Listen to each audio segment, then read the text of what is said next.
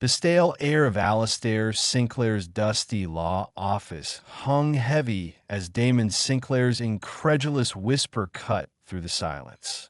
Marry her? The woman I just saw sleeping under the Wabash Avenue Bridge? Is this your idea of a sick joke, Arthur?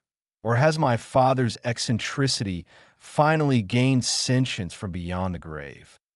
Arthur Davies, the weary-eyed lawyer, shook his head, the crumpled will still resting on the oak table between them. Outside, the wail of ambulance sirens pierced the bleak Chicago streets, a grim omen of the impending collapse of the Sinclair Media Group empire. A collapsed Damon, the 40-year-old CEO in his pristine Armani suit, now faced with an absurd condition to avert. The office, tucked on a quaint cobblestone street in Chicago's Loop, smelled of aged paper and unspoken tension. Damon sat motionless in a worn leather armchair, his angular face gaunt, his sharp blue-gray eyes sunken with exhaustion. Arthur, with thinning white hair and kind, sad eyes behind horn-rimmed glasses, cleared his throat and read the final clause of Alastair's will. The entirety of the estate, including the controlling stake in Sinclair Media Group and a $500 million trust, shall pass to you, Damon Alastair Sinclair, contingent upon your legal marriage within 30 days of this will's publication. Failure to comply will result in the estate being donated unconditionally to the National Long-Hair Persian Cat Conservation and Development Association. Damon's dry, bitter laugh broke the silence. Persian cats? His father, the media tycoon who had micromanaged his life, now dangled his legacy over a feline charity unless he married.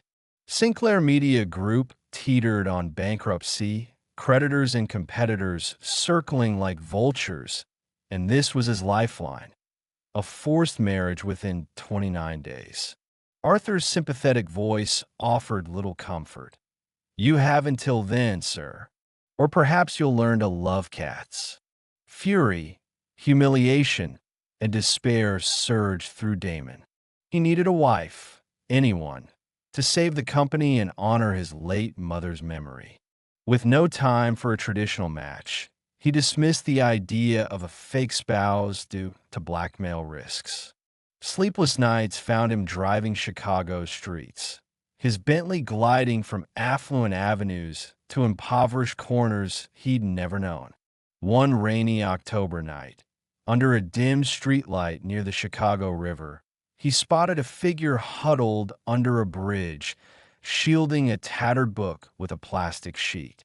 Curiosity and desperation drove him to approach.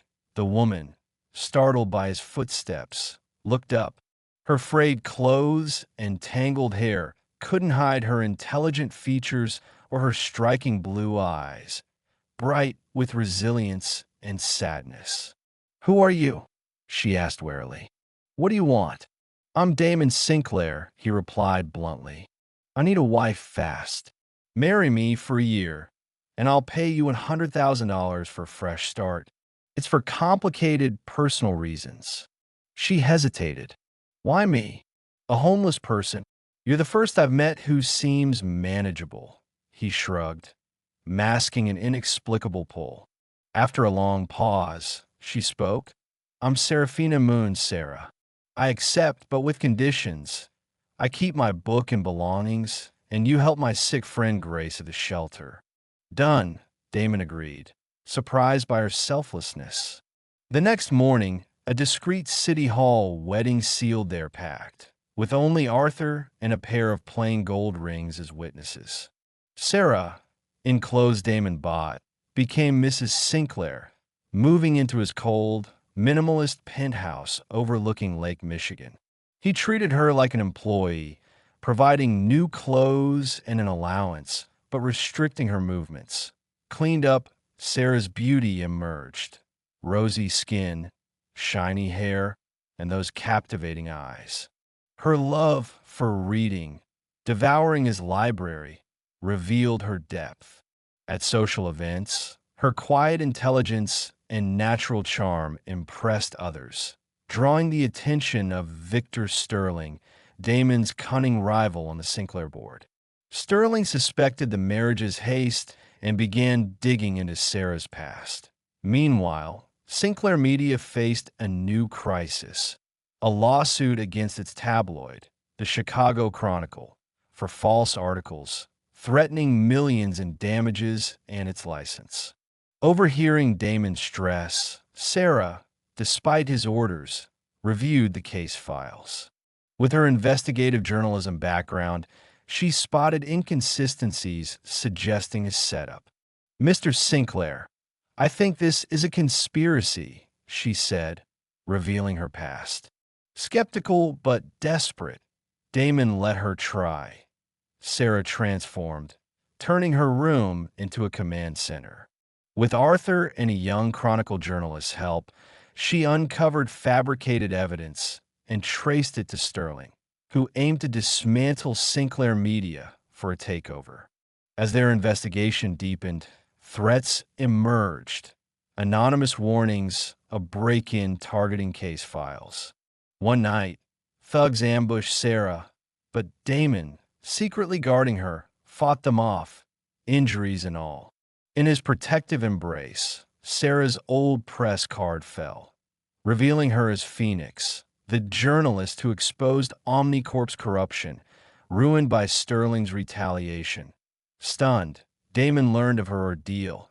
Career destroyed, life threatened, leading to homelessness. Admiration and love swelled in him. With her evidence, they confronted Sterling at a shareholder meeting. Sarah, as Phoenix, exposed his plot, clearing the Chronicle and shattering his reputation. Sinclair Media rose anew, with Sarah's story inspiring the nation and reviving her career. In the penthouse, now warmed by their bond, Damon apologized for his initial coldness, confessing his love. Sarah reciprocated, and they chose a real marriage.